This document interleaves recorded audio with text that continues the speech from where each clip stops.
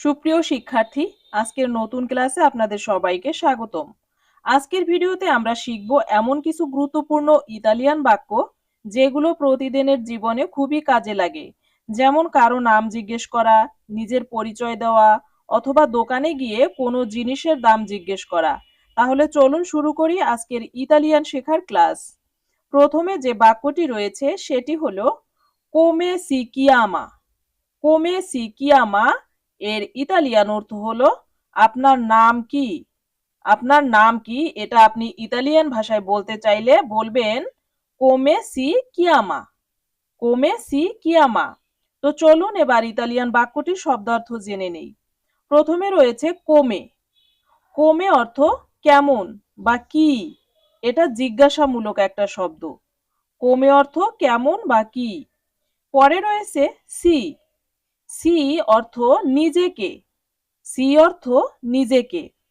পরের শব্দটি হলো কিয়ামা। কিয়ামা অর্থ ডাকেন বা নাম, মানে কি বলে ডাকা হয় সেটা আর কি, ডাকেন বা নাম। কোনো নতুন মানুষের সাথে পরিচয় হওয়ার সময় তার নাম জানতে এই বাক্যটি আমরা ব্যবহার করতে পারি। ২ নম্বর বাক্যটি হলো মি কিয়ামো রহিম। মি কিয়ামো রহিম মানে আপনি যে কোনোটা, এখানে রহিমের জায়গায় যে কারো নাম বলতে পারেন, মানে নিজের নামটা বলবেন। মি কিয়ামো রহিম মানে আমার নাম রহিম। এখানে মি অর্থ আমাকে বা আমার। পরের শব্দ কিয়ামো। কিয়ামো অর্থ ডাকি বা নাম। আর রহিম অর্থ একটা নাম, রহিম নাম। এখানে যে কারো নামই হতে পারে, যে কোনো নাম। নিজের নাম বলার জন্য ইতালিয়ান ভাষায় এই বাক্যটি ব্যবহার করা হয়। কি ব্যবহার করা হয়? মি কিয়ামো রহিম বা মি কিয়ামো ড্যাশ, যে কোনো কিছু। ৩ নাম্বার বাক্য দি দোভে সেই। দি দোভে সেই এর বাংলা অর্থ আপনি কোথা থেকে এসেছেন। দি দোভে সেই মানে আপনি কোথা থেকে এসেছেন। এবার আমরা শব্দার্থগুলো জেনে নিব। দি অর্থ থেকে। দি অর্থ থেকে। পরের শব্দ রয়েছে দোভে। দোভে অর্থ কোথায়। দোভে অর্থ কোথায়। আর সেই, সেই অর্থ তুমি বা আপনি আছো বা আছেন বা থাকেন, এরকম। আপনি কোথায় থাকেন বা আপনি কোথায় থেকে এসেছেন, তুমি কোথায় থেকে এসেছো, এই ক্ষেত্রে সেই ব্যবহার করা হয়। তাহলে দি দোভে সেই অর্থ আপনি কোথা থেকে এসেছেন। কে কোন দেশ থেকে এসেছে বা কোন শহর থেকে এসেছে এটা জানতে এই প্রশ্ন করা হয়। ৪ নাম্বার বাক্যটি হলো সোনো দেল বাংলাদেশ। সোনো দেল বাংলাদেশ এর বাংলা অর্থ আমি বাংলাদেশ থেকে এসেছি। সোনো দেল বাংলাদেশ অর্থ আমি বাংলাদেশ থেকে এসেছি। এবার দেখুন শব্দার্থ। সোনো অর্থ আমি। সোনো অর্থ কি? আমি। আর দেল অর্থ থেকে। থেকে বা এর, মানে কোথায় থেকে এসেছেন এই দেল মানে সেটা বলা হয়। আর বাংলাদেশ মানে একটা দেশের নাম। এখানে আপনি ইতালি বলতে পারেন, জাপান বলতে পারেন, তারপরে যে কোনো কান্ট্রির নাম বলতে পারেন।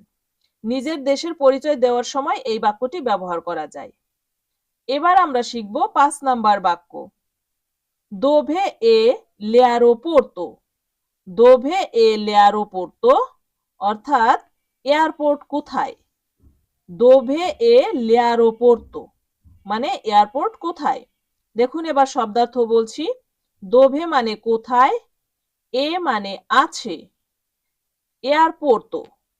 এয়ারপোর্তো মানে এয়ারপোর্ট। কোন শহরে এয়ারপোর্টের অবস্থান জানতে চাইলে এই বাক্যটি ব্যবহার করা যায়। আমি কিন্তু প্রত্যেকটি বাক্য শেষে আমি একটু ব্যাখ্যা বলে দিচ্ছি যাতে আপনাদের বুঝতে সুবিধা হয়। এবার ৬ নাম্বার বাক্য অবিজনীয় দি আয়ুতো। অবিজনীয় দি আয়ুতো অর্থ আমার সাহায্য দরকার। শব্দার্থ বলছি এবার। অ মানে আমার আছে বা আমার, শুধু আমার। হ্যাঁ। বিজনীয় অর্থ প্রয়োজন। বিজনীয় অর্থ প্রয়োজন। আর দি অর্থ এর। দি অর্থ এর। আয়ুত মানে সাহায্য। আয়ুত মানে কি? সাহায্য। ও বিজনীয় দি আয়ুত মানে আমার সাহায্য দরকার। যখন কারো সাহায্য দরকার হয় তখন এই বাক্যটি বলা হয়। পরের ৭ নম্বর বাক্যটি হলো নন কাপিস্কো। নন কাপিস্কো অর্থ আমি বুঝতে পারছি না। দেখুন, নন কিন্তু সবসময় নেগেটিভ অর্থ প্রকাশ করে। নন কাপিস্কো মানে আমি বুঝতে পারছি না। তাহলে নন মানে না, আর কাপিস্কো মানে বুঝা বা বুঝি, এরকম বুঝতে পারি। হ্যাঁ, কাপিস্কো মানে কি বোঝা, কোনো কিছু বুঝতে পারা। তাহলে নন কাপিস্কো মানে আমি বুঝতে পারছি না। কোনো কথা বুঝতে সমস্যা হলে এই বাক্যটি ব্যবহার করা যায়। এবার প্রিয় শিক্ষার্থী বন্ধুরা, আপনাদের জন্য একটা কুইজ রয়েছে।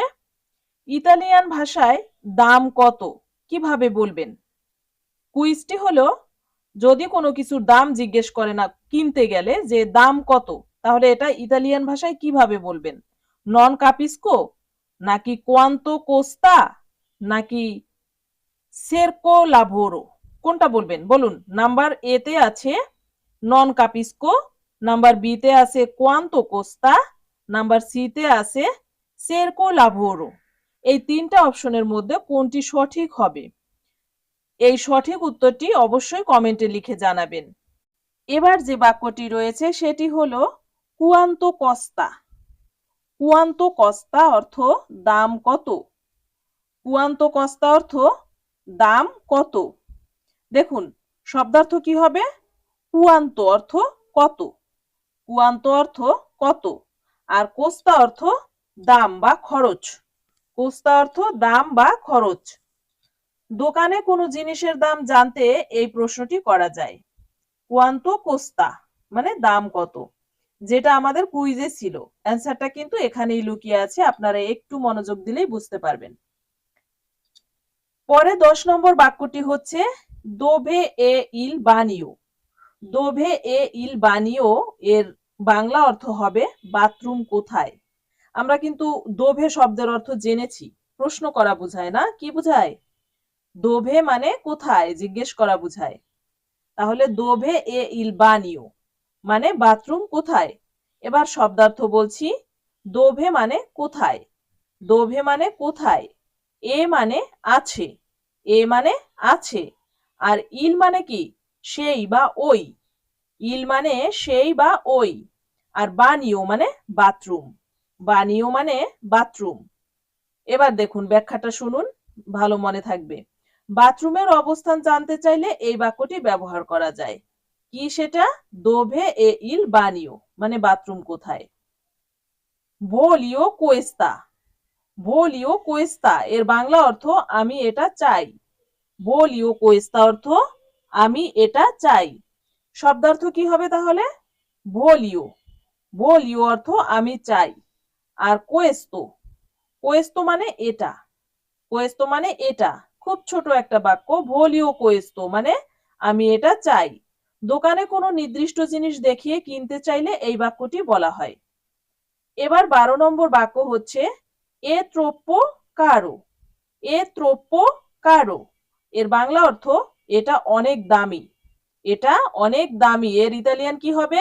এ ত্রোপ্য কারো। এবার দেখুন শব্দার্থ ভেঙে বলছি। এ অর্থ এটা, এ অর্থ এটা, আর ত্রোপ্য মানে কি খুব বেশি, ত্রোপ্য মানে খুব বেশি, আর কারো মানে দামি, কারো মানে দামি। তাহলে কোনো জিনিসের দাম বেশি মনে হলে এই বাক্যটি বলা হয় এ ত্রোপ্য কারো, এটা অনেক দামি। পরে 13 নম্বর বাক্যটি হলো আরেস্তো। আরেস্তো মানে খুচরা আছে, আরেস্তো মানে খুচরা আছে। দেখুন, আ মানে আছে, আ মানে আছে, রেস্তো মানে খুচরা টাকা, রেস্তো মানে কি খুচরা টাকা। দোকানে বড় নোট দিলে খুচরা টাকা আছে কিনা জানতে এই প্রশ্নটি করতে পারেন যে আ রেস্তো, আপনার কাছে কি খুচরা টাকা আছে? এরপরে রয়েছে 14 নম্বর বাক্যটি। এটা হচ্ছে কে লাভোরো ফাই। কে লাভোরো ফাই, কে লাভোরো ফাই এর বাংলা অর্থ হবে আপনি কি কাজ করেন, আপনি কি কাজ করেন। এটার ইতালিয়ান কি বলতে হবে? কে লাভোরো ফাই। এবার শব্দার্থ দেখুন।